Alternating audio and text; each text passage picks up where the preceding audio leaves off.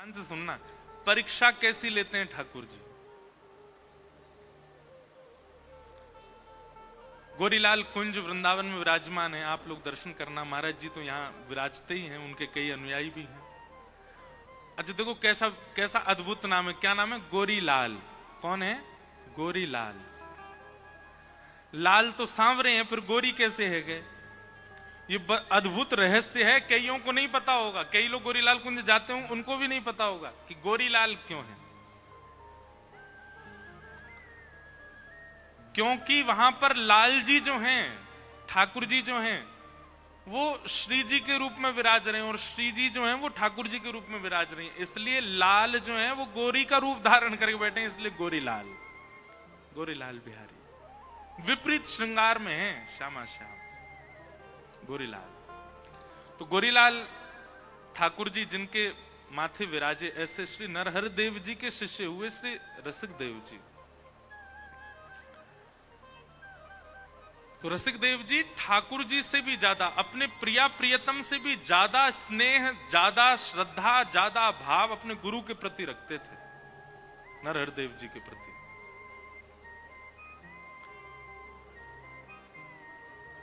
एक दिन नरहर देव जी के मन में आया कि रसिक देव जी का परीक्षण किया जाए कि इनका प्रेम कैसा है मेरे प्रति। और आपने क्या किया? अपने ही एक शिष्य को बुला करके कहा कि भाई देखो, हम तुमको एक अभिनय करना है और हमारी आज्ञा है। बहुत ध्यान से सुनिएगा सब लोग। तुमको एक अभिनय करना है, एक नाटक करना है। क्या? बोले रसिक देव जी पर, रसिक देव जी से तुमको किसी भी प्रकार से विषमता रखनी है, उनसे लड़ना, कभी उनकी शिकायत करना, मतलब थोड़ी नोक झोंक करते रहो उनके साथ में। तो वे मना करने लगे। गुरुदेव ऐसा बोले, नहीं हमारी आज्ञा है, हमारी आज्ञा का पालन करो। हम रसिक देव जी की भक्ति परखना चाहते हैं कैसी है। ये परखिया भक्ति, ये परखिया स्वभाव श्री कृष्ण का है। और ये परखिया स्वभाव जिनमें हो, समझ जाओ वो भी श्री कृष्ण के हैं, जो गुरु में हो। और परखिया स्वभाव होना चाहिए, परखने का भाव रखना। तो नरहर देव जी ने कहा तुम एक अभिनय करना, रसिक देव जी की कभी शिकायत करना, कभी नोकझोंक करना, कभी कुछ करना। हम थोड़ा परखना चाहते हैं इनको। तो बेचारे वो थे तो बड़े सज्जन, लेकिन गुरु की आज्ञा मान करके वो रसिक देव जी से लड़ने लगे, कलेश करने लगे, झगड़ने लगे। कभी अपना आसन फेंक करके आ जाएं और आकर के गुरुदेव से शिकायत करें, देखिए गुरुदेव ये रसिक देव जी हमारा आसन फेंक देते हैं, हमारा करुआ का पानी फैला देते हैं, हमारे तिलक स्वरूप फेंक देते हैं, हमारे साथ ऐसा करते हैं, हमको ऐसा करते हैं। ऐसे करके आश्रमों में, शिष्यों में थोड़ी सी लड़ाई सी होने लगी। पर रसिक देव जी के मन में कोई लड़ाई की भावना नहीं थी। एक दिन नरहर देव जी भी अभिनय कर रहे थे। अभिनय में उन्होंने रसिक देव जी को बुलाया, बोले सुनो, ये तुम्हारा स्वभाव हमको अच्छा नहीं लगता, ये तुम रोज लड़ते हो, रोज नोक झोंक करते हो, ऐसा करते हो।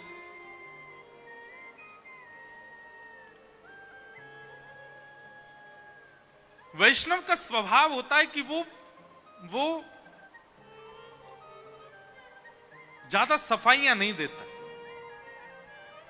उसकी गलती नहीं है, फिर भी अगर उस पर किसी बात का आरोप लगता है तो वो नीचे नजर करके स्वीकार सहन कर लेगा और नहीं चाहेगा कि वो बताए कि मैंने ऐसा नहीं किया। ये एक वैष्णवी स्वभाव होता है। रसिक देव जी ने कुछ किया तो था नहीं, लेकिन गुरुजी डांट रहे हैं कि तुम्हारा स्वभाव अच्छा नहीं है, तुम ऐसे आसन फेंक देते हो, ये करते हो, वो करते हो। यहां तक तो ठीक था, लेकिन इसके बाद गुरुजी नाराज होकर के बोले हमने निर्णय लिया है, बहुत शिकायत तुम्हारी आने लगी है, तुम अब आश्रम छोड़ करके चले जाओ, हमारी सेवा से दूर हो जाओ। ये बात सुन करके रसिक देव जी तो कांपने लगे, हाथ जोड़ करके बैठ गए। बोले गुरुदेव आप जो दंड देंगे मुझे सब स्वीकार है, पर आपसे दूर मत कीजिए मुझको। बोले हम जो दंड देंगे सब स्वीकार है। बोले हाँ, तो हमारी आज्ञा मानो, हमसे दूर चले जाओ, आश्रम छोड़ दो। बहुत सुंदर चरित्र है। रसिक देव जी आश्रम छोड़ के चले गए। गुरु की आज्ञा मान के। वो उन गुरु का त्याग करके चले गए जिन गुरु को देखे बगैर एक क्षण नहीं रहते हैं। चले गए, यमुना जी के तट पर रोने लगे, वृंदावन को हृदय से लगाने लगे, मुझसे अपराध हो गया, गुरुजी ने मेरा त्याग कर दिया। तो रसिकदेव जी की भी बड़ी महिमा थी, सब लोग उनको बहुत वंदन करते थे। कुछ वैष्णव वृंदावन के गृहस्थी आए, आकर के रसिकदेव जी को प्रणाम करने लगे। बोले आप रोया मत कीजिए, आप इतने व्याकुल मत हुआ कीजिए, बताइए ना हम क्या सेवा करें आपकी। तब आपने एक ब्रजवासी गृहस्थी से कहा, बोले सुनो, गुरुजी ने तो हमारा त्याग कर दिया, पर हम गुरु के बिना रह नहीं पा रहे, हम गुरुजी के दर्शन के बिना रह नहीं पा रहे। तुम एक काम करो, तुम गुरुजी के पास जाओ और गुरुजी के जो वस्त्र होते हैं नित्य स्नान के बाद के, उनको धोने की सेवा तुम मांग के ले आओ। तुमको वो सेवा दे देंगे, तो वस्त्र लाके तुम मुझको दे दिया करना, मैं गुरुदेव के वस्त्र नित्य धो करके, सुखा करके, व्यवस्थित करके, एक सेवा तो मेरे प्राण उसी से बचे रहेंगे, नहीं तो मैं मर जाऊंगा। वो ब्रजवासी गए और नरहरदेव जी से कहा, बोले आपकी आज्ञा हो तो आपके वस्त्रों को धोने की और सुखा के व्यवस्थित करने की सेवा हमको मिल जाए। नरदेव जी बोले, अरे इसमें कौन सी बड़ी बात, ठीक है, हाँ भाई सुनो, कल से हम स्नान करेंगे, उसके बाद हमारे वस्त्र इनको दे दिया करो। और वो ब्रजवासी क्या करते, सारे वस्त्र ले जा करके यमुना के तट पर रसिकदेव जी को दे देते, और रसिकदेव जी धोते, सुखाते, इत्र आदि लगा के बहुत व्यवस्थित करते, और उन्हीं को ही प्रणाम करके और गुरुदेव की सेवा में भेजते।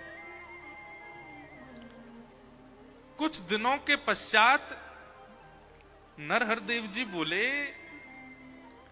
सेवा करने वाले का एक स्वरूप है कि उसकी सेवा जैसी पहले दिन थी वैसी एक महीना बाद होती नहीं है, थोड़ी बहुत कमियां तो होती हैं।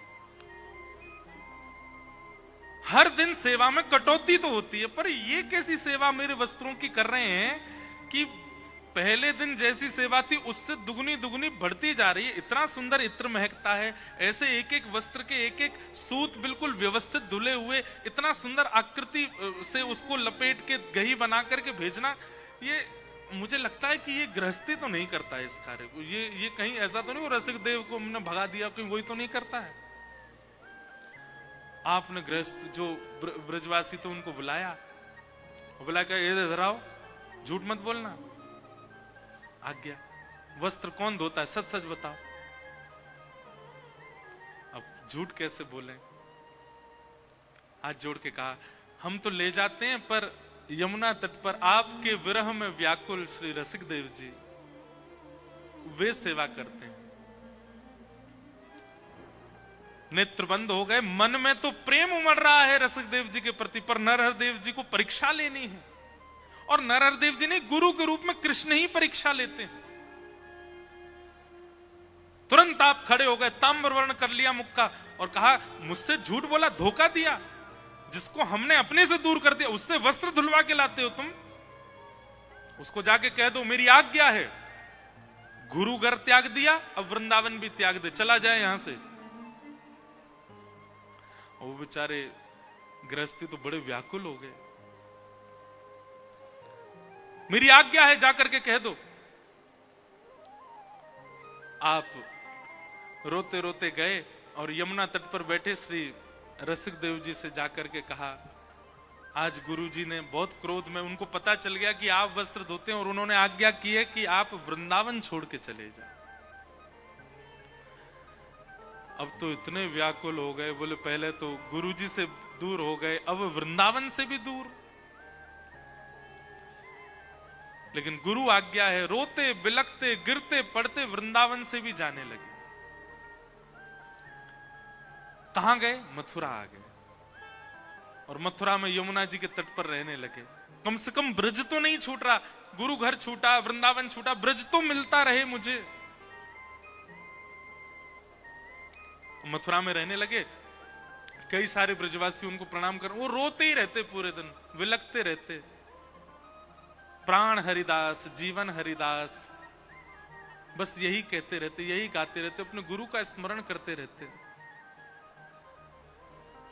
अब कई भक्त आते, भक्त आकर के कई दक्षिणा आदि भेंट भी चढ़ा देते।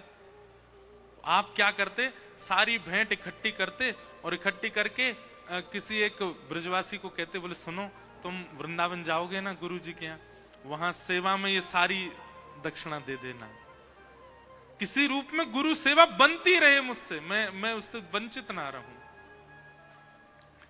एक ब्रजवासी ने नियम ले लिया, रसिकदेव जी दक्षिणा सारी इकट्ठी करके दे देते और वो जाकर के भेंट वहां पर नरहरदेव जी को, नरहरदास जी को दे देते।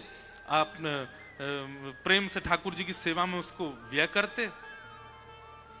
2-4 महीना बाद नरहरदेव जी उसको बोले, ए भाई सुनो, तुम इतना धन कहां से लेके आते हो, तुम्हारा तो नहीं है, कहां से लाते हो, सच बताओ। उन्होंने भी सच बता दिया। बोले आपके शिष्य रसिकदेव जी मथुरा में बैठे, बहुत व्याकुल होते हैं, आपको बहुत याद करते हैं, वही ये सब धन इकट्ठा करके आपकी सेवा में भेज देते हैं।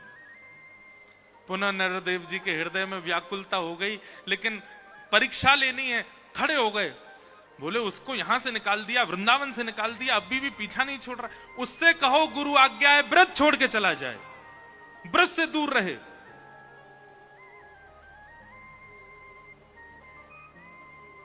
कितना परीक्षण हो सकता है, आप विचार करो, आपकी क्या परीक्षा होती होगी, कैसी परीक्षा लेते हैं ठाकुर जी।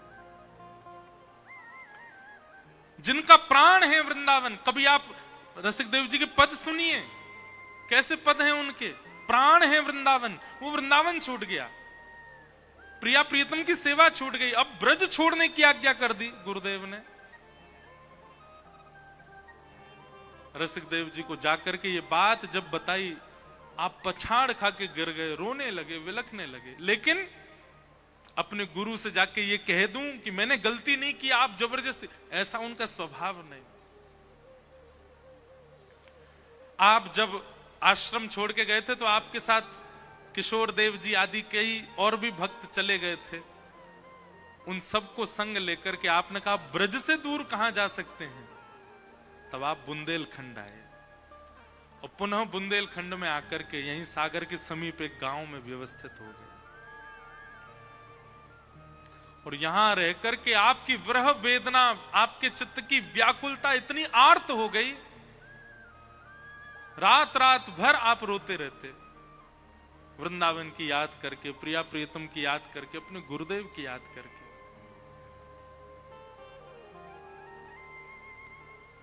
बहुत समय व्यतीत हो गया, लोगों को बुंदेलखंड से भेजते, जाओ वृंदावन जाओ, दर्शन करके आओ, मुझे आके बताना गुरुजी कैसे हैं, आश्रम में सब कैसे, प्रिया प्रीतम की सेवा कैसी चल रही है, यमुना जी का जल कैसा है, एक एक चीज की जानकारी यहीं बैठे बैठे बुंदेलखंडी लोगों से मंगवाते।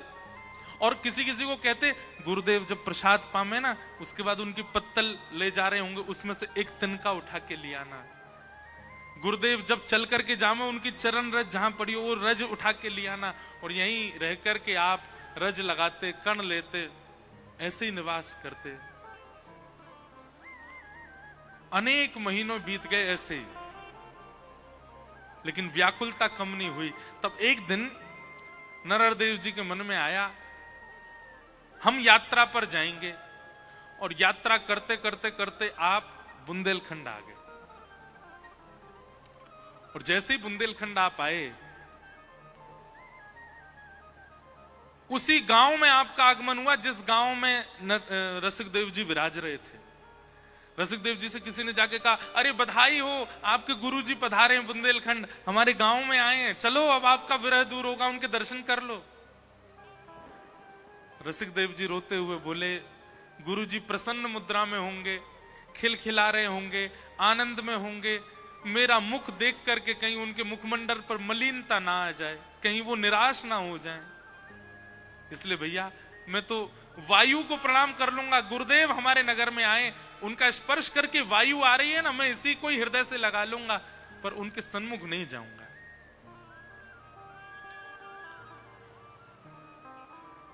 नरहरदेव जी बुंदेलखंड में किसी गांव में विराज गए। कई सारे वैष्णव घेर करके रसिकदेव जी को बैठे थे और सब कह रहे थे आप चलो। आप अचानक से बैठे बैठे जोर जोर से रोने लगे। किसी ने पूछा आप क्यों रो रहे हैं? अरे बोले एक भोली भाली बुंदेलखंड की मैया गरम गरम दूध लेके गई, उसने गुरुदेव को पिला दिया और गुरुदेव ने मुख में लगाया, मुख में लगते ही गुरुदेव के मुख में छाले पड़ गए हैं। अरे कोई जाओ, जाकर के रोको, मेरे गुरु की सेवा में दिक्कत हो रही है। यहाँ के भोले भाले लोगों को कहो ऐसी कोई सामग्री ना दें जिससे उनको कष्ट हो। छाले पड़ते हैं नरहर देव जी को, पर उन छालों को अपने ऊपर धारण कर लेते हैं श्री रसिक देव जी। पूरे दिन औषधि मुख में लगा के बैठे रहते हैं, अपने गुरु के ऊपर आ रहे आर्तों को लेने लगे। ऐसा प्रेम श्री रसिक देव जी का। ब्रह्म मुहूर्त में सुबह सुबह नरहर देव जी स्नान के लिए नदी के पास जा रहे थे, तभी किसी वृक्ष की टहनी ऐसी निकली थी, वो माथे से लग गई। जैसे ही लगी, सोते हुए श्री रसिकदेव जी उठ करके बैठ गए, सिर पकड़ के बैठ गए। अरे मेरे गुरुदेव के संग कोई जाओ, वो अंधेरे में घूम रहे हैं, उनके माथे पर टहनी लग गई है।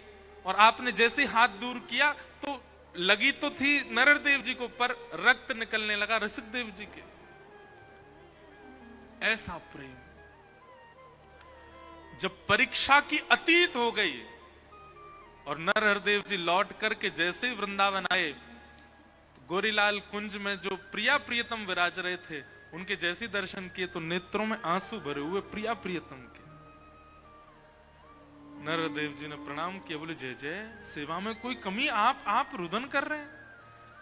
तब दोनों श्यामा श्याम प्रकट हो गए और प्रकट होकर के नरहर देव जी के गले लग करके बोले, अभी इसी वक्त बुंदेलखंड से श्री रसिक देव जी को बुलवा, हम उनके बिना नहीं रह पा रहे, उनके बिना हमारा मन नहीं लग रहा। अब हो गई परीक्षा, बहुत हो गई परीक्षा, अब परीक्षा मत लो, उनको अभी बुला।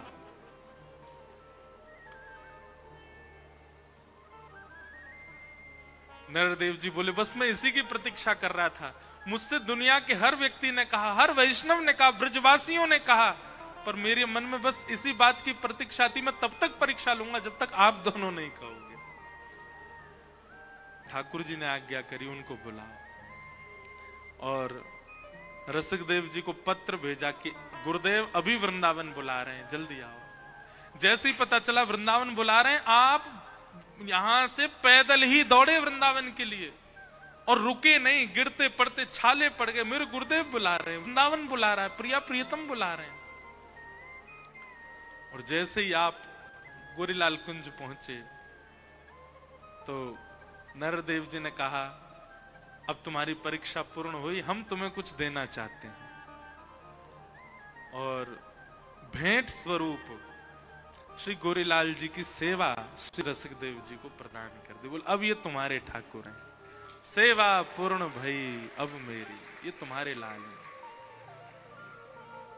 परीक्षाएं बहुत। उन रसिक देव जी का आज प्राकट्य उत्सव है।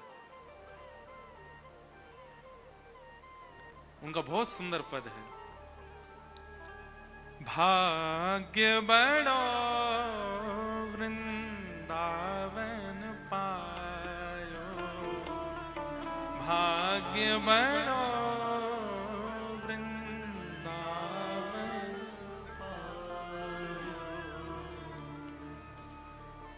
जारज को सुर नर मुनि वंचित, जारज को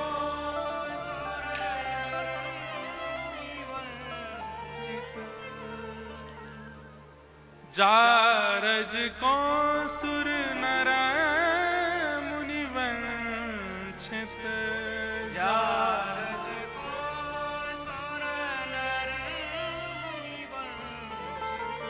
दाग भलो बनियायो,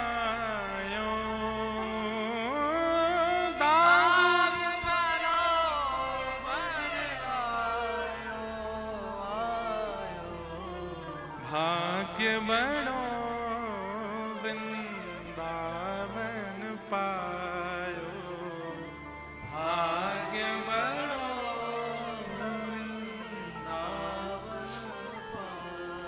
ऐसे रसिक देव जी जैसे इनको पता चलती, खबर चलती कि गली मोहल्ला या पास में किसी की मृत्यु हुई है, ये तुरंत इस पद को गाने लग जाते और जितने भी लोग रो रहे होते उन सबको जाकर के शांत करते। अरे भैया रोवे की बात नहीं है, ये तो प्रसन्नता की बात है कि याने वृंदावन में प्राण त्यागे हैं। भैया वृंदावन में प्राण त्यागवे को मतलब है निज वृंदावन की प्राप्ति। एक बात याद रखिएगा, विश्व में कहीं भी प्राण त्यागने वाला व्यक्ति स्वर्ग जाता है, नरक जाता है, वैकुंठ जाता है, पर वृंदावन में प्राण त्यागने वाला व्यक्ति पुनर्वृंदावन में ही आता है, उसको फिर वृंदावन ही मिल जाता है, वृंदावन से विलग नहीं होता। वृंदावन में प्राण त्यागने वाले का मतलब क्या है? ध्यान पूर्वक सुनिए, इधर देखो सब। वृंदावन में प्राण त्यागने वाला मतलब शरीर से वृंदावन में है वो नहीं, जिसके चित्त में, जिसके मन में, जिसकी दृष्टि में, जिसके कानों में, जिसके सर्वांगीण भाव में वृंदावन विराजमान है, वो जब अपने प्राण त्यागता है तो उसको वृंदावन ही मिलता है, उसको निज वृंदावन की प्राप्ति होती है। शोक संताप करो मत को, शोक संताप करो मत को, अभय निशान मिलायो,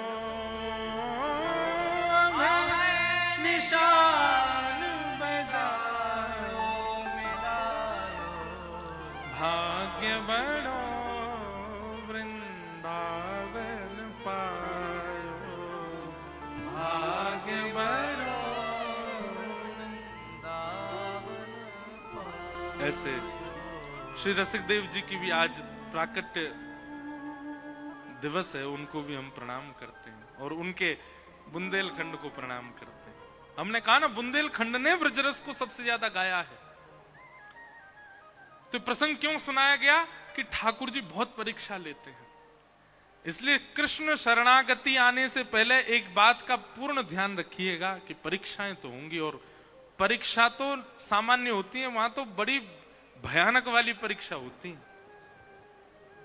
बस उन परीक्षाओं में घबराइए तो अंत में जो भगवान का स्मरण कर लेता उसको मुक्ति। इसका मतलब रावण को भी मुक्ति मिली, कुंभकर्ण को भी मुक्ति मिली, पूतना को भी मुक्ति मिली, कंस को भी मुक्ति मिली, शिशुपाल दंतवक्र को भी मुक्ति मिली, हिरण्यकश्यप हिरण्याक्ष को भी मुक्ति मिली। क्यों? सब भगवान के हाथों मरे। और वही मुक्ति परीक्षित तुमको मिल जाए, या परीक्षित की जगह मैं खुद को रखूं, आप अपने आप को रखो, हमें मुक्ति मिल गई, हमने जीवन भर कथा करी और कथा के बाद हमको क्या मिला? मुक्ति। और जैसी मुक्ति मिली, अब यहां से तो बड़े आराम से कहा भैया मुक्ति मिल गई, वैकुंठ जा रहे हैं हम। जैसे ही वैकुंठ पहुंचे हमको कहा गया हाँ भाई ये तुम्हारा आसन है, यहां बैठ जाओ। जैसे मैं आसन पर बैठा, अब मैंने दृष्टि घुमाई देखूं और किस किस को मिली हुई है, तभी देखा थोड़ी दूर पे रावण भी बैठा था, इधर पूतना भी बैठी है, इधर कंस भी बैठे हैं, शूर्पणखा भी बैठी है। ठाकुर जी से विरोध करने वाले, ठाकुर जी से विद्वेष मानने वालों को भी मुक्ति मिली हुई है। और हमने जीवन भर गला फाड़ फाड़ के कथाएं करी, ना सो करके, भाग भाग करके, घर त्याग करके, इतना जप किया, इतना नाम गाया, उसके बाद हमें भी वही मुक्ति मिल गई जो राक्षसों को मिली है। इसका मतलब क्या है? मुक्ति के विधान हैं, एक 4 प्रकार की मुक्ति, वो विस्तार है, वो उसमें मैं बाद में जाऊंगा। पर सीधी बात यह है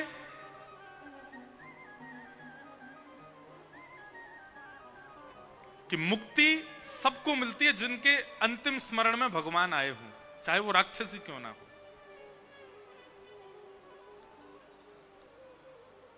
लेकिन वही बात है, प्रधानमंत्री जी के यहां से पत्र आया आपके पास, आपने कहा भाई देखो हमको प्रधानमंत्री जी ने बुलाया है, दिल्ली बुलाया है, आप आओ। आपने हमारा ढोल नगाड़े से पूरा स्वागत करवा दिया, अपना सागर में ढिंडोरा पीट दिया, हमको प्रधानमंत्री जी ने बुलाया है। आप जैसे दिल्ली पहुंचे तभी क्या देखा, 4 नंबर गली में सागर में जो रहता वो भी बुलाया था, उसको वो भी गया था। पूरे दिन गांजा पीता डोलता था, उसको भी बुलाया था। पूरे दिन उल्टे सीधे काम करता था, उसको भी बुलाया था। अरे भैया ये तो हमको लगा हमको ही बुलाया, नहीं, सागर से बहुत लोग गए थे, वहां पर सब बैठे थे। तुरंत आपके मन में क्या होगा? अरे हमको तो लगा हम स्पेशल थे, पर नहीं, यहाँ तो सभी हैं यहाँ पे बैठे हुए। यह है मुक्ति। पर भक्ति, भक्ति के वश तो ठाकुर जी आते हैं नीचे।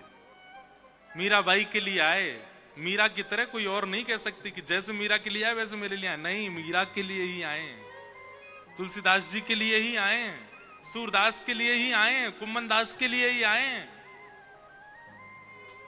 वो प्रायोरिटी बेस हो गया। वहां पर ठाकुर जी ने आपको अहमता दी, आपको प्रायोरिटी दी है। सुखदेव जी कहते हैं, परीक्षित तुम मुक्ति की कामना मत करो, क्योंकि मृत्यु के बाद भगवत दर्शन तो सब कर लेंगे।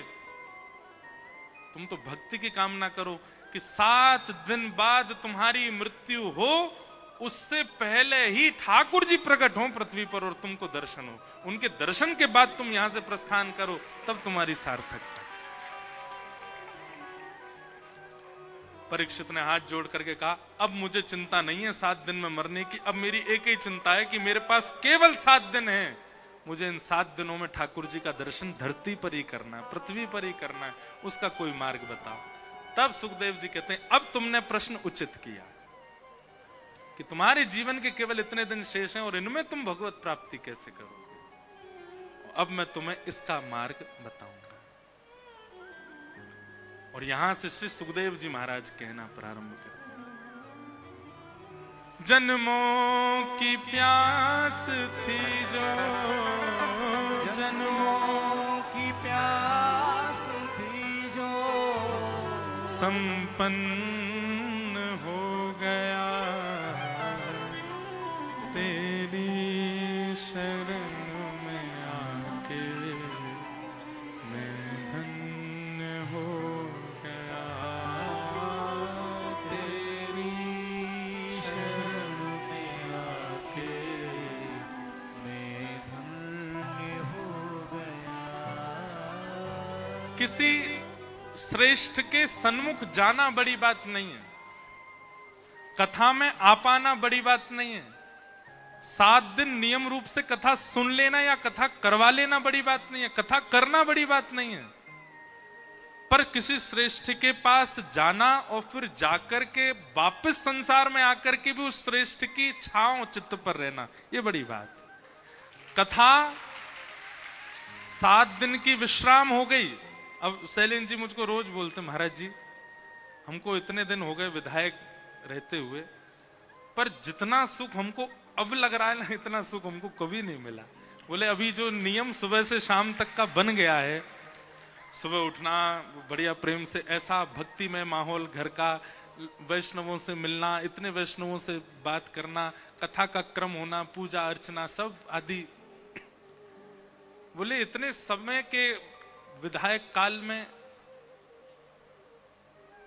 एक प्रकार से हम कह दें तो कोई बड़ी बात नहीं कि आपके सागर में विराजमान श्री द्वारिकाधीश जी, श्री अटल बिहारी जी, राजा जी, श्री राधा वल्लभ जी, इन सब ने इतने दिन की सेवा का आपको आशीष दिया है कथा के रूप में। इतने दिन की जो ये सेवा सागर की हुई है ना, ये उसका आशीर्वाद आपके सागर के ठाकुर प्रसन्न होकर कथा करवा रहे हैं आपके द्वारा। तो इसलिए सुख तो मिलना ही है, ठाकुर जी का आशीष है इस कथा में। तो आप कह रहे हैं महाराज जी इतना बढ़िया लग रहा है, कहीं ना कहीं व्यक्ति अपने प्रत्यक्ष स्थिति से विपरीत हो जाता है जब भक्ति मार्ग में आता है। भक्ति मार्ग में आया हुआ व्यक्ति जो बहुत सोता था, उसकी नींद कम हो जाएगी, उसको कम नींद आएगी, अब जल्दी सोना, जल्दी, वो निद्रा केवल इतनी लेगा कि शरीर को सुलाना है बस। उसका आहार कम हो जाएगा, उसका व्यवहार कम हो जाएगा। व्यवहारिक व्यक्ति बहुत होते हैं ना, ये नहीं रूठ जाए, वो नहीं रूठ जाए, इनको भी मना, इनसे भी संबंध बना लो, इनसे भी हमारा कांटेक्ट होना चाहिए, बड़े लोगों से सबसे संपर्क। वैष्णव का ये मन ही नहीं होता, वो किसी से संपर्क नहीं बनता, सब उससे बनाते हैं, सब उसके पास जाते हैं, वो कहीं नहीं जाएगा। वैष्णव का स्वभाव होता है वो अंतर्मुखी होने लग जाता है, धीरे धीरे उसको अंतर्मुख, और ये अंतर्मुखी होना ही स्व की खोज है। आप अपने आप को जब खोजने लगते हैं, अपने आप को जब जानने लगते हैं, तो आप अंतर्मुखी होने लगते हैं, सब चीजों से अंतर्मुखी। तो 7 दिन कथा कराना ये बड़ी बात नहीं, 7 दिन कथा सुनना बड़ी बात नहीं, 7वें दिन के बाद 8वें दिन से आपकी दिनचर्या क्या है, वो भक्ति में है कि नहीं, वो उस व्यवहार में कथा आई कि नहीं, वो बड़ी बात है। तो हम शरण में आए हैं ये बड़ी बात नहीं है, पर शरण में आने के बाद भी हमारी शरणागति चित्त में बनी हुई है, ये बड़ी बात है। कथा की स्मृति यहां होने के बाद भी बनी रहे, चिंतन होता रहे, पहले दिन ऐसा हुआ था, दूसरे दिन ऐसे हुआ था, तीसरे दिन ऐसे हुआ था, हम तो साल में इतनी कथा करते हैं, पर हर कथा की स्मृति नहीं रहती है। कई कथाएं ऐसी होती हैं उसकी स्मृति छाप की तरह चित्त में बस जाती है, चित्त में रह जाती है, ये बड़ी बात है। श्री सुखदेव जी महाराज परीक्षित को कहते हैं, परीक्षित तुम भक्ति की कामना करो और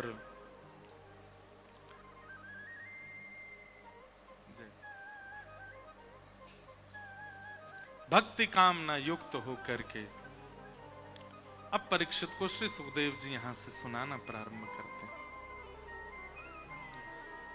सब संत जन महत्व जन पधारे हैं कथा में, सब श्रोताओं की ओर से सब महत्पुरुषों को बारंबार वंदन, बारंबार प्रणाम।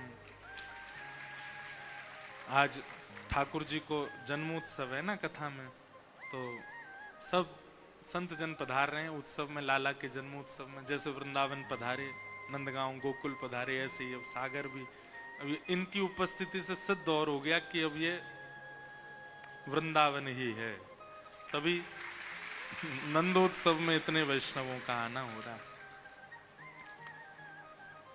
सृष्टि प्रसंग सुनाया गया, आगे प्रश्न किया गया कि महाराज सृष्टि के विषय में बताओ, और उसी सृष्टि के प्रसंग में पृथ्वी पर प्रथम मानव कौन आए, बहुत बड़ा है सृष्टि प्रसंग में, केवल आगे चलूं। प्रथम मानव के रूप में पृथ्वी पर आगमन हुआ स्वयंभू मनु। हम लोग वानरों की संतान नहीं है, स्वयंभू मनु की संतान, इसीलिए हम मानव हैं, इसलिए हमको मानव कहा जाता है। मनु की संतान मानव, तो स्वयंभू मनु और शत्रुपा, इनकी 3 पुत्री हुई, 2 पुत्र हुए। इनकी एक पुत्री का नाम था देवहूति। देवहूति का विवाह कर्दम ऋषि के साथ में हुआ, और आपके यहां पर भगवान कपिल का प्रादुर्भाव हुआ। कपिल भगवान ने देवहूति माता को ज्ञान उपदेश किया, इसी को सांख्य शास्त्र कहा जाता है। बहुत सुंदर है श्रीमद् भागवत का सांख्य शास्त्र, दर्शन शास्त्र। देवहूति माता प्रश्न करती हैं और कपिल भगवान उनका उत्तर देते हैं कि निर्वेणा नितराम भूमन असद इंद्रियत क्षणात् येन संभाव्यमानेन प्रपन्नादं तम प्रभो। हे नाथ, हम अपनी इंद्रियों की इच्छा पूरी करते करते हार चुके हैं, पर हमारी इंद्रियों की इच्छा पूरी नहीं हो रही है। कृपा करके ऐसा कोई उपाय बताइए कि हमारी इंद्रियों की इच्छा पूरी हो जाए। तब भगवान ने यहां पर संपूर्ण सांख्य शास्त्र का निरूपण किया। कथाक्रम को हम अब शीघ्रता से आगे बढ़ाएंगे, केवल प्रणाम मात्र कर चलते हैं विषयों को, क्योंकि 6 तो बज ही गए हैं अभी, और आज वैसे भी थोड़ा विलंब तो होगा, ठाकुर जी का नंदोत्सव है, जन्मोत्सव है। कथा अभी हमारी 3य स्कंद पे है, इसलिए 10वें स्कंद पे जाना है, तो सबको प्रणाम मात्र कर चलते हैं। देवहूति माता कपिल भगवान का संवाद, तत्पश्चात बालक ध्रुव की कथा आती है, जहां पर भगवान के एक नन्हे से भक्त ध्रुव ने एक अल्प अवस्था में वन में जाकर के भजन किया, और वन में भजन करने से भगवत प्राप्ति हुई। ध्रुव जी का चरित्र लगभग पता है, पर हम एक बात पर थोड़ा प्रकाश डालें। क्या ध्रुव जी को 5 महीने के भजन से भगवान इसलिए मिल गए क्योंकि उनकी अवस्था छोटी थी? ठाकुर जी अवस्था देख करके मिलते हैं? नहीं, ध्रुव जी की अवस्था देख करके ठाकुर जी नहीं मिले। कितने ऐसे सन्यासी, कितने ऐसे विरक्त हैं, कितने ऐसे महात्मा हैं जिन्होंने 7-8 वर्ष की आयु में अपना गृह त्याग किया। आज भी हमारे पूज्य पिताजी महाराज, पूज्य श्री ठाकुर जी महाराज, आपने 7 वर्ष की आयु में रास मंडली में श्री कृष्ण का रूप धारण करते थे और 6 महीना कृष्ण रूप बनने के बाद 7-7.5 वर्ष की आयु में तो श्रीमद रामानुज गुरु जी की शरण सन्निधि में चले गए और 8 वर्ष की आयु से लेकर के 14 वर्ष की आयु तक अध्ययन किया भागवत जी का, व्याकरण का, शास्त्रों का, और 14 वर्ष की आयु में अपने जीवन की पहली कथा की। आज हमारे पिताजी की आयु 64 वर्ष है, 50वां वर्ष चल रहा उनको कथा करते हुए, 50 वर्ष हो गए कथा करते। अभी 10 फरवरी को पूज्य पिताजी को 50 वर्ष हो जाएंगे कथा करते हुए। और भारत के ऐसे वक्ता हैं जिन्होंने अपने जीवन काल में सबसे अधिक कथाएं की हैं श्रीमद् भागवत की। 1600 से अधिक भागवत की कथाएं हो चुकी और 450 से अधिक राम कथा हो चुकी। हमारे तो जीवन में इतनी कथा कर ही नहीं पाएंगे जितनी पूज्य गुरुदेव भगवान ने करी हैं। कितनी अल्पायु में 7 वर्ष का बालक, आज लेके आइए कोई 7 वर्ष का बालक, उसको मंच पर खड़ा करके देखना, उसमें कितना गंभीरता होती है, उसमें कितनी बुद्धि विवेक होता है। कुछ नहीं, बहुत सामान्य होता है 7 वर्ष का बालक। कितने लोग आज भी हैं जिन्होंने 6-7-5 वर्ष की आयु में गृह त्याग किया, ठाकुर जी नहीं मिले उनको। ध्रुव जी को 5 वर्ष की आयु में त्याग करने पर 5 महीने में मिल गए, तो क्या आयु प्रधान है? नहीं। किसी ने कहा वो राजा का बेटा था इसलिए मिल गए। ये बात तो भूल ही जाओ कि ठाकुर जी पदवी देखते हैं या कुल खानदान देखते हैं। ये तो ठाकुर जी देखते ही नहीं, राज पदवी का है इसलिए भी नहीं। तो क्या देखते हैं ठाकुर जी? कहीं हम सुनते हैं कि 500-500 वर्ष निकल गए तप करते हुए, भगवान नहीं मिले। 50 वर्ष निकल गए, 100 वर्ष निकल गए, कलयुग में भी लोगों को नहीं मिले भगवान। तो क्या ठाकुर जी वर्ष अवधि देखते हैं? नहीं, ठाकुर जी आयु नहीं देखते, वर्ष अवधि नहीं देखते, आप कैसे करते हैं वो क्रिया नहीं देखते, कठिनाई नहीं देखते, उल्टे लटक के कर रहे हो, सीधे कर रहे हो, ठंडी में कर रहे हो, गर्मी में कर रहे हो, ये सब नहीं देखते। एक चीज देखते हैं बस, आप कैसे भी कर रहे हो, आपका उत्साह कितना है, आप व्याकुल कितने हो उनकी प्राप्ति के लिए, आप तत्पर कितने हो उनके दर्शन के लिए, वो ठाकुर जी देखते हैं।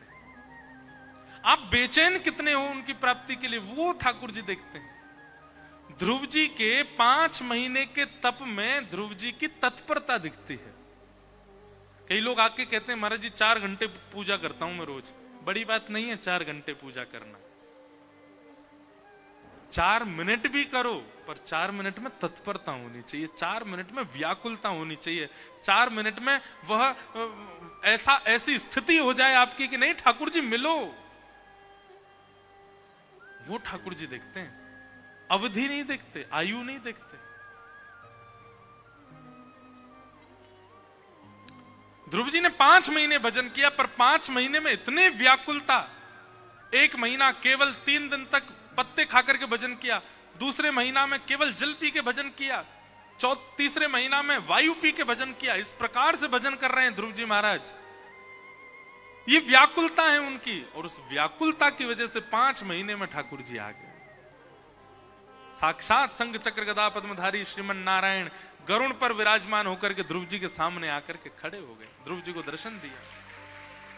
तो याद रखिएगा, कई माता पिता बच्चों को डांटते भी हैं, तेरी पूजा बड़ी जल्दी हो जाती है। कोई अवधि नहीं होती कि इतनी देर करनी है, पर हां जितनी भी देर करनी है बहुत मन लगा करके तत्परता से करनी है, व्याकुलता से करनी है, उत्सुकता से करनी है। ध्रुव जी महाराज को भगवान का दर्शन हुआ, ध्रुव जी ने स्तुति गाई और ठाकुर जी ने ध्रुव जी के ऊपर कृपा की। ध्रुव जी ने भगवान से एक वरदान मांगा कि हे नाथ मुझे एक वरदान दीजिए। ठाकुर जी बोले क्या चाहिए? कि भक्ति मुहुः प्रवहतां त्वयि मे प्रसंगो भूयादनन्तमहतां अमलाशयानाम् येनाञ्जसोल्वणमुरुव्यसनं भवाब्धिं निश्चे भवद्गुणकथामृतपानमत्तः। क्या मांगा? बोले हे नाथ, जिस प्रकार एक व्यसनी को आप जो पहले दिन एक बात कह रही थी ना, अनुश्री जी ने एक मेरे को पुरानी कोई कथा की एक बात याद दिलाई, वही बात से ध्रुव जी कह रहे हैं। ध्रुव जी क्या कह रहे हैं? बोले जैसा एक व्यसनी व्यसन के लिए लालायित रहता है, वैसा मैं आपकी कथा के लिए लालायित रहूं। व्यसनी कैसा होता है? जिसको पीने खाने का होता है ना, जो पीने वाला होता है, चाहे वो मदिरा पान करने वाला हो, कुछ और करने वाला हो, जो भी, उसका स्वरूप कैसा होता है?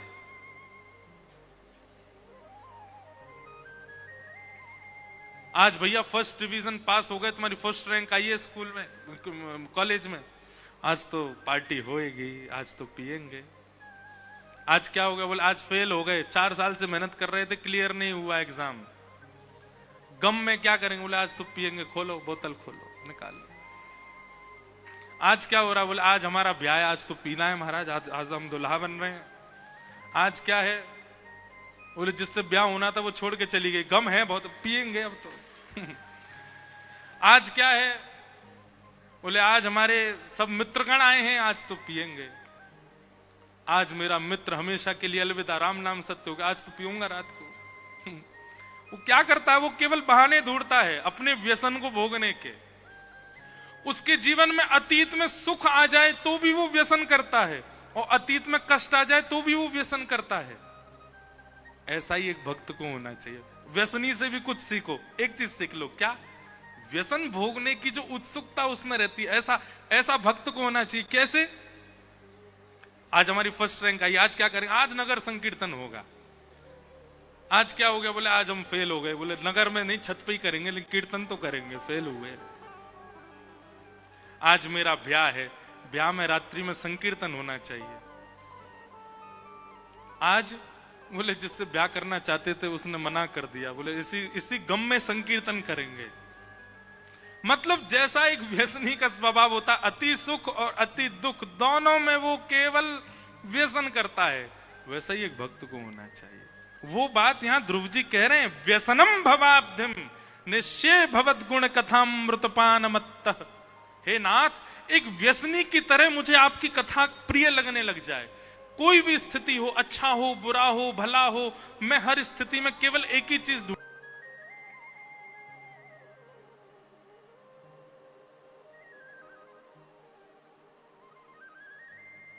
एक व्यसनी होते हैं, वो दिन में 20 बार व्यसन करते हैं। गुटखा वाले, बीड़ी सिगरेट वाले, वो अगर कथा में भी बैठ जाते हैं ना, तो वो यही प्रतीक्षा करते हैं कब कीर्तन हो और कब हम उठ के जाएं और बाहर जाके कुछ करके आएं। ऐसे व्यसनी होते हैं, वो कथा के बीच से भी समय निकाल लेते हैं। भोजन कर लिया, भोजन के बाद क्या अब तो थोड़ा थोड़ा व्यसन करेंगे। ऐसे व्यसन की तरह भक्ति हमारे जीवन में आ जाए। क्या किया? सुबह का बाल भोग हो गया, अब थोड़ा व्यसन के रूप में भक्ति करेंगे। अब राजभोग हो गया, अब थोड़ा कीर्तन करेंगे। अब सोने का समय हो गया, पहले कीर्तन करेंगे फिर सोएंगे। ऐसे हो जाए, वो बात यहां पर ध्रुव जी मांग रहे हैं। तो इस प्रकार ध्रुव जी ने व्यसन भक्ति मांगी ठाकुर जी से, भक्ति का व्यसन मांगा। ध्रुव जी पर भगवत कृपा हुई। इस प्रकार ध्रुव जी के वंश का आगे वर्णन किया गया, भूगोल खगोल का वर्णन किया गया, रहुगण जड़ भरत संवाद सुनाया गया। मैं सबको प्रणाम मात्र कर रहा हूं। पुरंजनोपाख्यान सुनाया, भूगोल खगोल का। अब सोचो कितनी है भागवत जी। इसलिए हम तो पता नहीं अब आगे चल के नियम बनाएंगे कि हम 7 दिन में किसी एक ही विषय पर करा लो भैया कथा। पूरी भागवत जी तो हमसे पूरी हो ही नहीं पाती, इतनी विस्तृत है। और फिर विस्तृत पूरी ना हो पाने का एक कारण यह भी है कि बीच में कोई पद याद आ जाता है, संकीर्तन याद आ जाता है, फिर कोई कथा याद आ जाती है, उस कारण वो पूरी नहीं हो पाती। अभी तो कुछ दिन हम सप्ताह का क्रम करते हैं पूरा, पर कुछ समय बाद हम कथा में एक ही विषय लेके किया करेंगे भाई, एक ही प्रसंग चलेगा। अब ये इस कथा में ध्रुव चरित्र सुनाएंगे, उस कथा में वहां ये सुनाएंगे, तो अच्छा न्याय मिलेगा भागवत जी को। सबको प्रणाम मात्र करते हैं। आप कहेंगे फिर भी क्यों कर रहे हैं जल्दी, 8 बजे तक करो कथा। आपको नहीं पता, हमको मंच से दिखता कई माताएं उठ जाती हैं बीच में 6 बजे। मैं तभी घड़ी देखता हूं जब वो उठती हैं, तो उस समय 6 ही बजते हैं। तो मुझे फिर लगती है कि भाई अब भगाओ उनको, बेचारियों को गाय धोनी होगी, किसी को भैंस धोनी होगी, किसी को घर रोटी बनानी होगी, किन्हीं के दूर होंगे घर। तो रहुगण जड़ भरत संवाद, तत्पश्चात नरकों का वर्णन और अजामिलोपाख्यान, तत्पश्चात देवासुर संग्राम और उससे पूर्व वृत्रासुर की कथा। वृत्रासुर का बहुत सुंदर प्रसंग है भागवत जी में। अहम हरे तब पादई कमूल। अभी नाथद्वारा में जब कथा थी लाल जी का उत्सव, तो वृत्रासुर की स्तुति पर ही वो 7 दिन तक क्रम चला उसका। श्रीमद वल्लभाचार्य जी महाराज ने इन 4 श्लोकों को धर्म अर्थ काम मोक्ष, भक्तों के धर्म, भक्तों के अर्थ, भक्तों के काम और भक्तों के मोक्ष के रूप में परिभाषित किया। तत्पश्चात प्रहलाद जी का चरित्र आया, जहां हिरण्यकश्यप नाम के राक्षस के यहां भगवान के परम भक्त प्रहलाद जन्मे। अब एक बात सुनो, भगवत भक्त का घर में आगमन ये दंपति के चित्तवृत्ति से होता है। अगर दंपति के चित्त में भगवत भाव है, भगवत प्रेम है, भगवत मिलन की उत्कंठा है, भगवत भक्ति विराजमान है, गुरु निष्ठा है, तो निश्चित है कि उसका अंश उनकी किसी संतान में तो आएगा। आप कहेंगे महाराज हिरण्यकश्यप ने कौन सा भजन किया जो उसका अंश प्रहलाद में आया?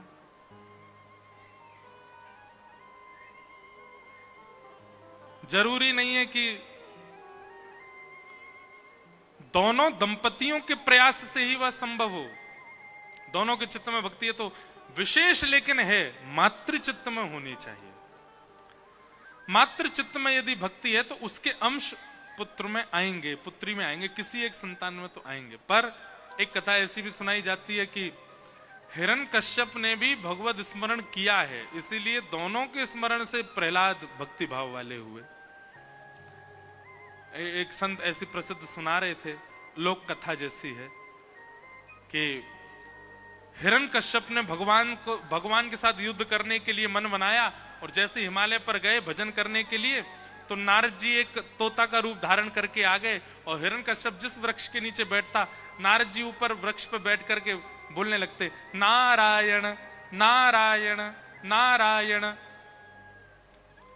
हिरण्यकश्यप ने जैसे सुना ये पक्षी नारायण अपशब्द बोल रहा है, अशुद्ध शब्द बोल रहा है, वो शब्द बोल रहा है जो मुझे प्रिय नहीं। हिरण्यकश्यप ने स्थान परिवर्तित किया, कहीं और जाके बैठे, तो नारद जी वहां भी पहुंच गए, तोता बन के नारायण नारायण बोलने लगे। अंत तो गत्वा हिरण्यकश्यप ने सोचा आज का दिन ही खराब है, तिथि मुहूर्त दे के आऊंगा अगली बार, और वापस चला गया घर। हिरण्यकश्यप की पत्नी कयाधु ने उनसे पूछा कि आप तो अमर होने के लिए गए थे, वापस क्यों आ गए? आपकी तपस्या तो बहुत लंबी थी, एक दिन में ही आ गए। तब हिरण्यकश्यप बोला, अरे देवी मैं गया था पर्वत पर, वहां एक पक्षी पता नहीं कहां से आ गया, वो बोले नारायण नारायण नारायण। हिरण्यकश्यप के मुख से नारायण शब्द उद्धरित होते ही कयाधु का चित्त आनंद में भर गया। बोले कि आज इनके मुख से भगवान नाम निकल रहा है, मेरा पतिव्रत तब पूर्ण हो कि मैं बहाने से कम 108 बार इनके मुख से निकलवा दूं। यदि 108 नारायण हो गए तो एक माला तो हो जाएगी, कम से कम उसका जो भी फल मिलना होगा वो मिलेगा इनको। कयाधु है तो राक्षस की पत्नी, पर उसके चित्त में भी ये पता है कि भजन करने से कुछ तो प्राप्त होगा। भाव कुभाव अनख आलसहु नाम जपत मंगल दिश दशु। भले ही आपने कुभाव से नाम गाया हो, नाम अपना प्रभाव तो करेगा। अब लोग औषधि लेते हैं, उनको अच्छी थोड़ी लगती है, कुभाव से लेते हैं, लेकिन पीड़ा तो दूर होती है ना। ठीक वैसे ही नाम भी यदि कभी कभी कुभाव से निकले तो प्रयास तो उसका फल तो निकलेगा। अब कयाधु बहाने से गिनती करती है, अब इतने नाम हो गए, इतने नाम हो गए, और रोज पूछती है वो पक्षी क्या बोल रहा था जब आप गए थे हिमालय पर? अरे देवी वो नारायण नारायण नारायण ऐसे बोल रहा था। एक दिन कयाधु रसोई में काम कर रही थी, तो उसकी किसी सेविका ने पूछा, बोले हिरण्यकश्यप जी तो हिमालय पर गए थे भजन करने, बड़ी जल्दी आ गए। अरे ये गए थे वहां पर एक पक्षी आ गया और वो नाकायण नाकायण बोल रहा था, और ये सुना हिरण्यकश्यप, अरे नाकायण नहीं नारायण नारायण नारायण बोल रहा था। कयाधु बोले हाँ बस 8 और रह गए 100 हो गए पूरे। वो रोज बहाने से 108 नाम बुलवा रही है। एक दिन पैर दबाते दबाते 3 ही नाम रह गए थे 108 में। उसने फिर कहा वहां आप गए थे हिमालय पर, पक्षी ने नाम अशुभ बोला था। हाँ देवी बहुत अशुभ नाम है।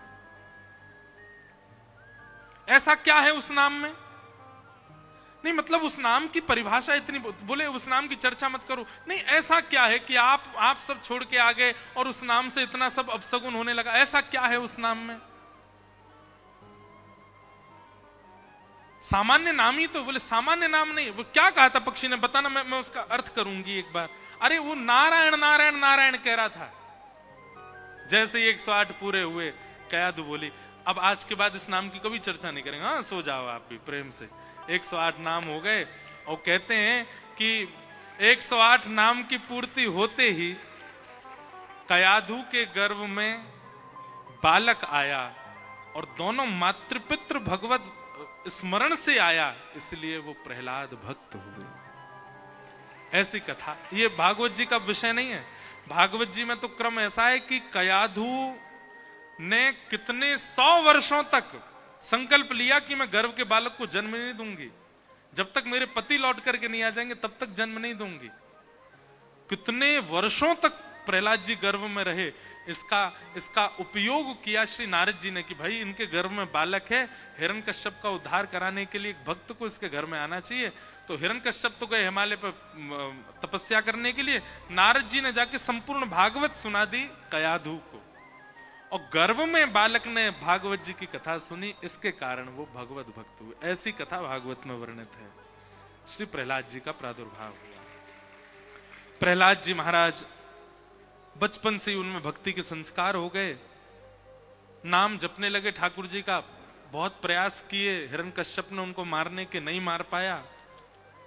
होली का भुआ लेकर के दहन करने के लिए चिता में बैठ गई, पर तब भी प्रहलाद जी महाराज वहां भी सुरक्षित हो गए।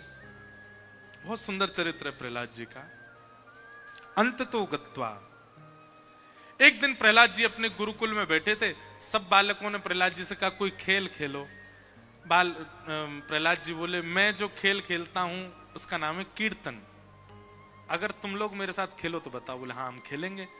और प्रहलाद जी सब बालकों के साथ ऐसा कीर्तन करने लगे, ऐसा भाव से कीर्तन होने लगा, पूरा नगर इकट्ठा हो गया, सब गांव के लोग वहां आने लगे। उसकी कीर्तन की ध्वनि हिरण्यकश्यप के कानों में जाने लगी।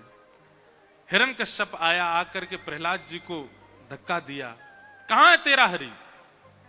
प्रहलाद जी ने कहा पिताजी यत्र तत्र सर्वत्र, एक स्थान भी ऐसा नहीं है जहां आप यूं कह दो कि इधर मेरा हरि नहीं है, सब जगह। अच्छा इस खंबे में है? जी पिताजी सब में है। तो इनमें खंबायु यज्ञिम शलिलम महिम च ज्योतिम से सत्वानी दृशोद्रुमादीन हरित समुद्रांश हरे शरीरम, सब हरि का शरीर है, इसमें भी है। बंधुओं ये ना भागवत धर्म है। ये जो अभी मैंने श्लोक बोला, ठाकुर जी स्वयं आज्ञा करते हैं कि इस बात का पालन किया जाए, पर हम कर नहीं पाएंगे। क्या? सबको मेरा शरीर मानो, सबको मैं हूं, सब में मैं हूं, ऐसा मानो। बोलते समय, जानते समय मानता कोई नहीं है। देखो अपने बगल वाले को देखो, उसमें दिख रहे हैं आपको हरि? नहीं दिखेंगे। हाँ लेकिन अगर मैं आपको एक टास्क दूं तो आप वो करके दिखा दोगे क्या? एक कागज पेन लो या फिर अपने फोन के नोट्स में आपके बगल में जो बैठा है उसके 5 अवगुण कथा के अंत तक मुझे बताओ। आप 5 नहीं 6 बता दोगे मुझे, 6 बता देंगे। ये मानव का गुण है। और अगर मैं पूरे दिन में आपसे कह दूं कि आप 3 बजे से लेकर 6 बजे तक बगल में बैठे वाले के 4 गुण बताओ, अच्छे गुण, गुण खोजने में आपको पसीने आ जाएंगे, नहीं देख पाओगे आप। जबरदस्ती के लिख दोगे, पता है क्या? ये बहुत सुंदर है, बहुत धीमे बहुत सीधा बैठता है, बिल्कुल हिलता ये सारे गुण देखोगे जो हैं ही नहीं। वास्तविक गुण आप नहीं देख पाओगे। क्यों? गुण हमारे नेत्र देखते ही नहीं है। हम दोष देखने के आदी हो चुके हैं सब में।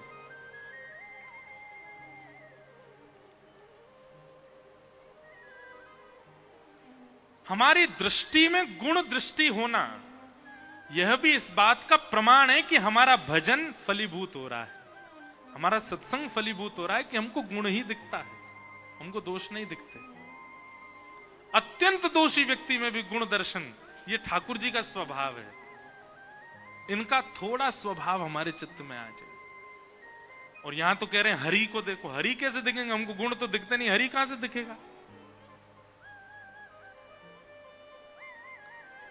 तो इसका उपाय क्या है? हरि मत देखो, गुण भी मत देखो, लेकिन दोष भी मत देखो, मत देखो, नजरअंदाज करो। इस प्रकार की भावना है।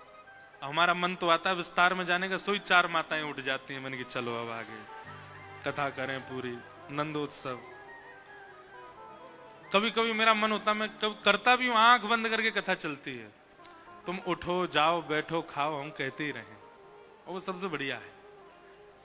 प्रहलाद जी महाराज ने कहा, हाँ पिताजी खंभ में हैं, और खंभ जैसे ही मुष्टिक प्रहार किया, खंभ भेदन करके भगवान नृसिंह नरहरि प्रकट हो गए। बोलो नृसिंह भगवान की।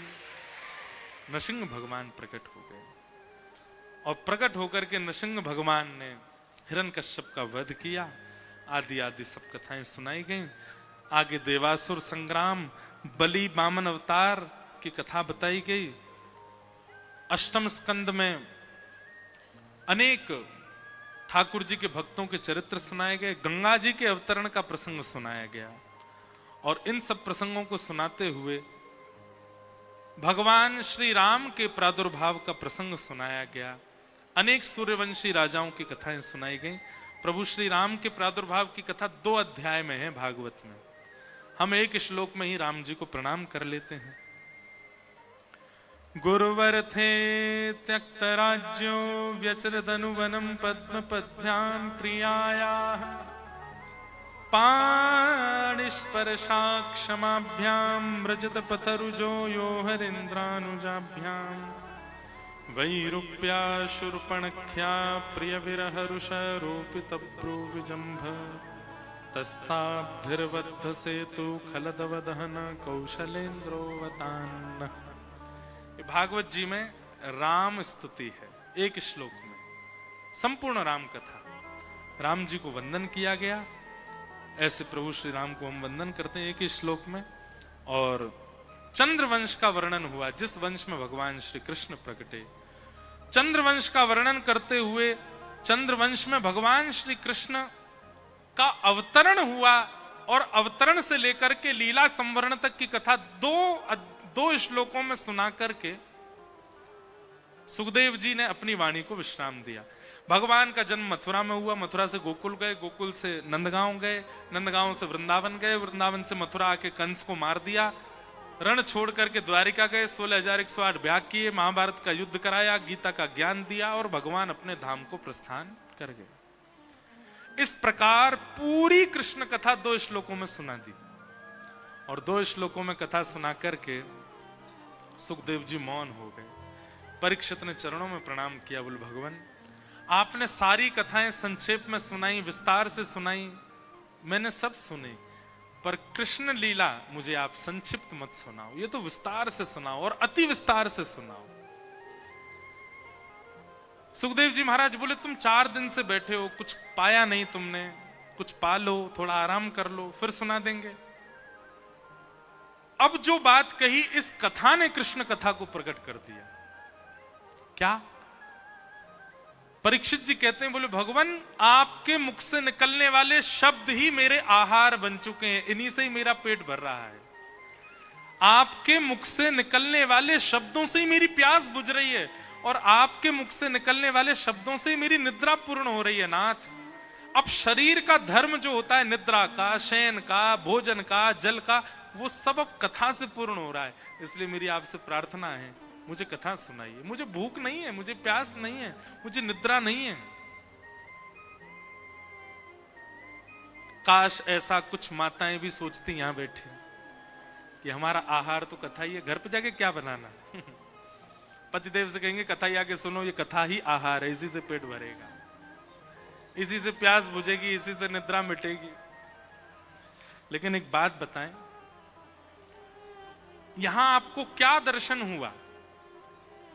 परीक्षित के भाव में किस भाव का दर्शन हो रहा है? तत्परता, कथा सुनने की ललक। और ये तत्परता, ये ललक, यही कृष्ण लीला में प्रवेश कराती है। अगर आप ब्रज प्रवेश करना चाहते हैं, लीला में प्रवेश करना चाहते हैं, कृष्ण चरित्र का दर्शन करना चाहते हैं, ऐसी तत्परता चाहिए आपको।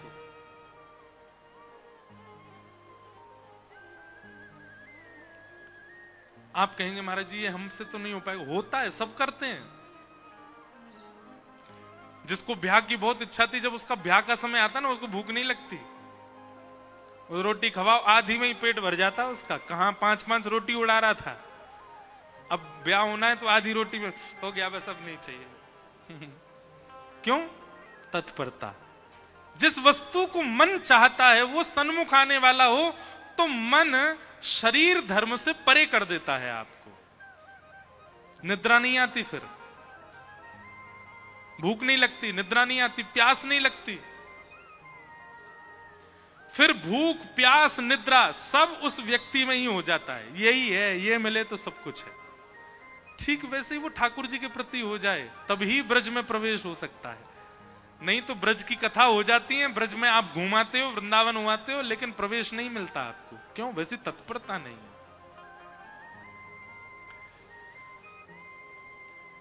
परीक्षित के भाव में जब तत्परता का दर्शन किया सुखदेव जी ने, सुखदेव जी बोले परीक्षित, सारी कथाएं निष्ठा से सुनी जाती हैं, पर कृष्ण कथा के लिए जो तत्परता चाहिए वो मैं परखना चाह रहा था, और वो मुझे तुम में दिख गई। अब मैं तुमको सुनाऊंगा।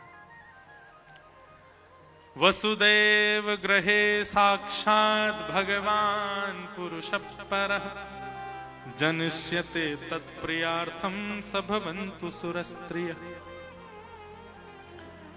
भगवान ने आकाशवाणी की थी एक बार, और उस आकाशवाणी में समस्त देवी देवता और पृथ्वी को आश्वासन करते हुए ठाकुर जी ने कहा कि वसुदेव जी के यहां मथुरा में मैं अवतार लेने वाला हूं, पृथ्वी के भार को हल्का करने के लिए।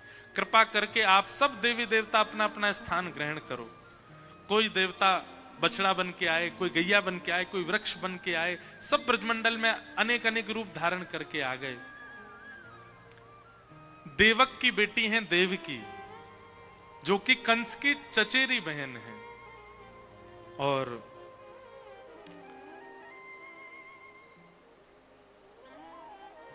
उन देवकी का विवाह वसुदेव जी के साथ हुआ। अपनी बहन, चचेरी बहन को विदा करने के लिए कंस जा रहा था, आकाशवाणी हो गई कि इनका 8वां गर्भ तेरा काल है। और ये सुनते ही उसका जो दिखावा था ना अपनी बहन को विदा करने का, इतना रोने का, इतना प्रेम दिखाने का, वो सारा दिखावा स्पष्ट हो गया। तलवार लेकर के अपनी उसी बहन को मारने लगा जिसको विदा कर रहा था। वसुदेव जी ने चरण पकड़े, आप इन्हें मत मारें, मैं वचन देता हूं जितने बालक जन्म लेंगे हम सब आपको दे देंगे।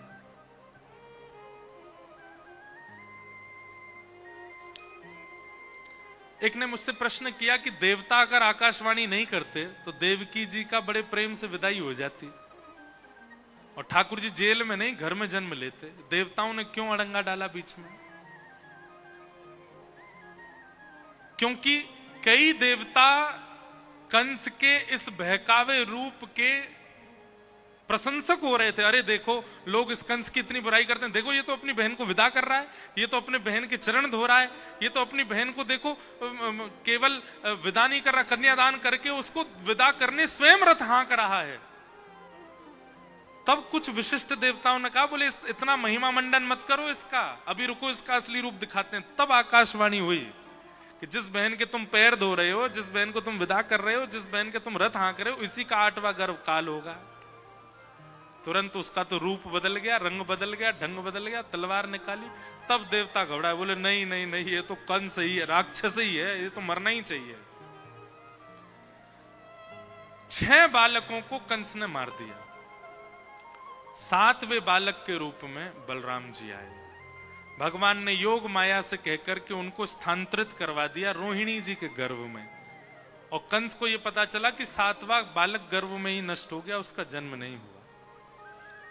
और अब आने वाले हैं 8वें लाला। भादों का महीना, मंदम मंदम जलधरा, सुंदर तिथि प्रकट हो गई है। और जिस मथुरा में अत्यंत क्रूरता, अत्यंत निर्दयता, ये सब व्यापक थी। ठाकुर जी के देवकी के गर्भ में आते ही मथुरा का रंग बदलने लगा, मथुरा का ढंग बदलने लगा, मथुरा का स्वभाव बदलने लगा। ठाकुर जी जहां जाते हैं, ठाकुर जी जहां उपस्थित होते हैं, ठाकुर जी की कथा उपस्थित हो जाती है, वहां के लोगों का आचार विचार व्यवहार सब परिवर्तित होने लगता है।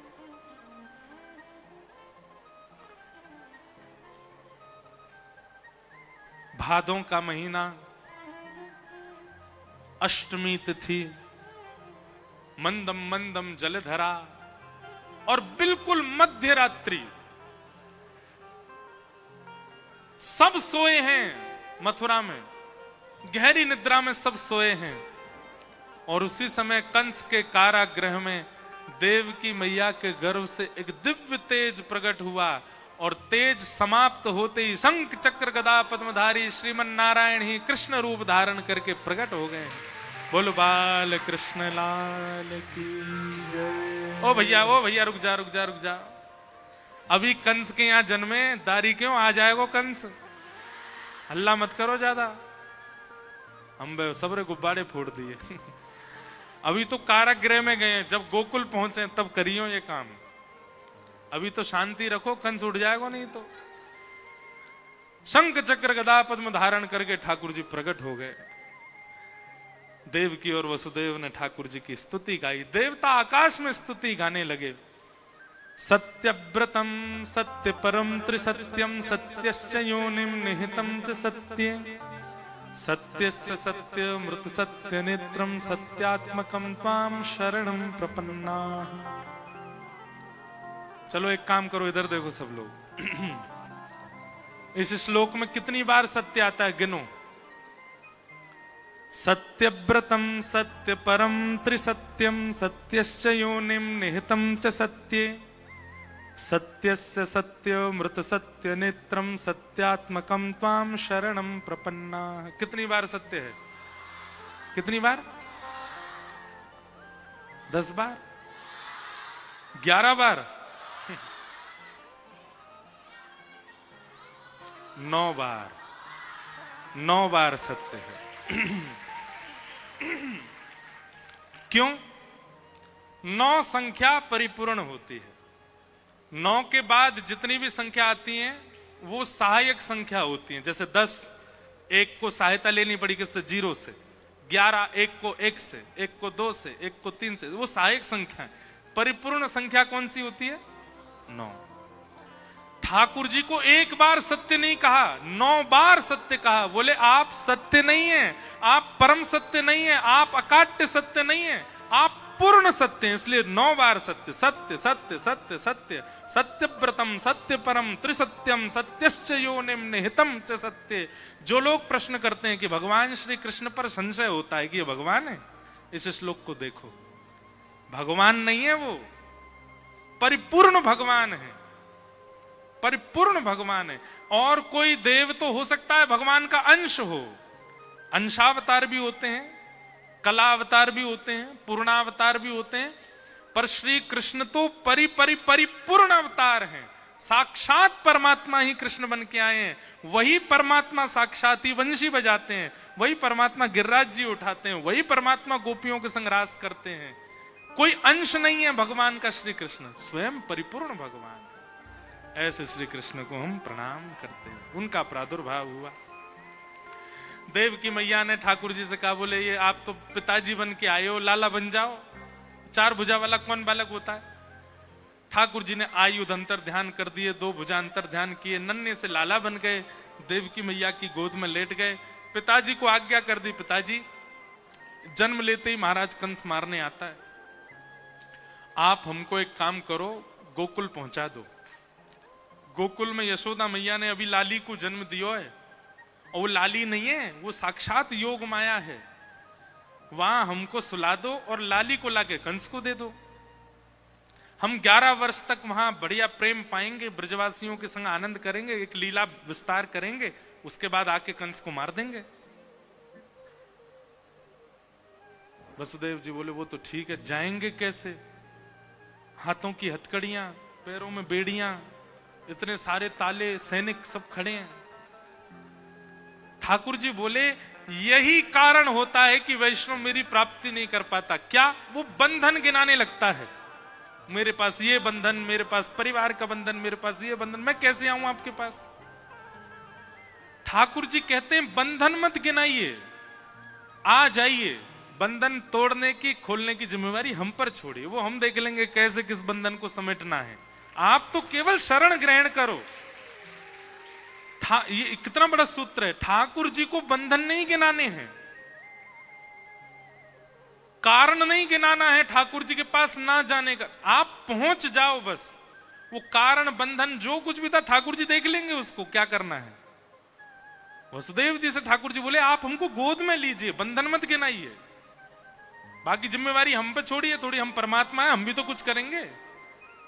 हाथों में हथकड़ियां, पैरों में बेड़ियां, और विश्वास के साथ जैसे ही ठाकुर जी को हाथ में लिया गोकुल ले जाने के लिए, हथकड़ियां खुल गई, बेड़ियां खुल गई, सारे दरबान सो गए, चट चट ताले खुल गए, सब द्वार, सारे बंधन खोल दिए ठाकुर जी ने। ठाकुर जी बोले मेरी शरणागति से ये होता है, आप शरण आने से पहले ही बंधन गिना देते हो, वो काम नहीं करना है, चलो अब लेके हमें। और श्री वसुदेव जी महाराज लाला को, अच्छा एक बात, ठाकुर जी ने बात की, ठाकुर जी ने संग चक्र गदा पद्म धारण किए, ये सब स्थिति थोड़ी देर बाद देवकी और वसुदेव के मस्तिष्क से अंतर ध्यान करा दी ठाकुर जी ने। उनको यही लगा कि बालक ही जन्मा था और उसकी सुरक्षा के लिए हम उसको गोकुल छोड़ के आ गए। वसुदेव जी लेकर के ठाकुर जी को गोकुल गए हैं। पीछे जितनी माताएं, बहनें, भाई लोग खड़े हो, सब बैठो। अभी ठाकुर जी अभी गोकुल पहुंचे और गोकुल में जाकर के यशोदा मैया के बगल में पौड़ी हुई लाली को उठा करके ठाकुर जी को सुवा दिया। यशोदा जी बैठ जाओ, अभी आप सो रही हैं, सो जाओ, अभी कथा चल रही है। और कथा में यशोदा जी सो रही हैं। यशोदा जी सोई थी, बगल में लाली लेकर के वसुदेव जी लाला सुला करके चले गए। जैसे ही कंस के पास पहुंचे वसुदेव जी, उस कन्या को पटक दिया, अष्टभुजी देवी बन गई।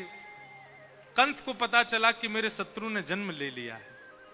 राक्षसों को बुला करके पूरे ब्रजमंडल में खोज करनी प्रारंभ कर दी। अब यहां कंस को करने दीजिए जो कर रहा, हम चलें गोकुल। मैया 80 बरस के है गई, बाबा 80 बरस के है गए, पर अभी तक लाला नाए भयो। लेकिन भैया अब सब नगरवासीन को लगवे लगी कि नंद बाबा के लाला होए गो। अब तो ऐसा लग रहा हो नंदरानी यशोदा के लाला होए गो।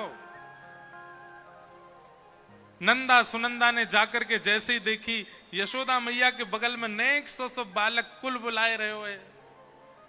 नंदा सुनंदा तो बोली अरे ने देखियो तो चदरिया हटाए के लाला है कि लाली। सुनंदा बोली अब जो भी हो संतान होनी चाहिए। बोले ना ना, एक लाला हो फिर भली 7 लाली हो, एक लाला तो हो। बोली क्यों, लाला की तो इतनी इच्छा काहे को है? तो यहां लाला की इच्छा वो नहीं है जो आजकल लोगों को होती है। नंदा सुनंदा क्या कह रही हैं? बोले भैया लाला यहाँ हमारे चाहिए, हम दोनों में भूआ, कल को हम दोनों आमेंगी, हमारे बस्तान ने कौन उठावे को? लाला ही उठावे को। हमारे पाम कौन दबावे को? लाला दबावे को। हमें गुस्सा आवे को, हम कौन पे अपना गुस्सा निकालेंगे पीहर में? भैया तो कुछ कह ना सके, भाभी तो कुछ कहेंगी नहीं, वह लाला ये पकड़ो करेंगी, वह के कान मरोड़ेंगी, वह डांटेंगी, वह फटकारेंगी, पूरा अपना अधिकार जमाएंगी, ये हमारे लाला चाहिए। और लाली तो कोमल होवे, लाली पे कैसे हम चिल्लाएंगी, लाली को कैसे डांटेंगी? एक लाला। दोनों ने की हाँ भैया ठीक है, 21 बार हरिशरणम को जाप करो, हे विधाता एक लाला हो ताकि हम अपना अधिकार जमा सकें। हरिशरणम हरिशरणम हरिशरणम कहते भाई जैसे ही चदरिया हटाई महाराज, है गया है गया है गया है गया है गया है गया है गया है गया है गया।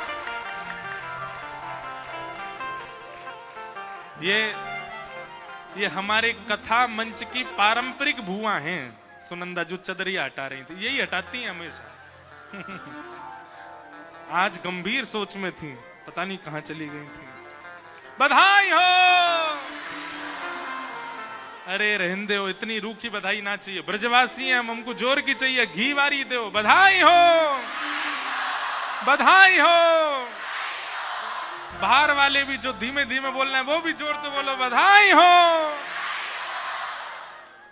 सब बधाई हो कहने लगे, पूछने लगे भैया कहा भयो।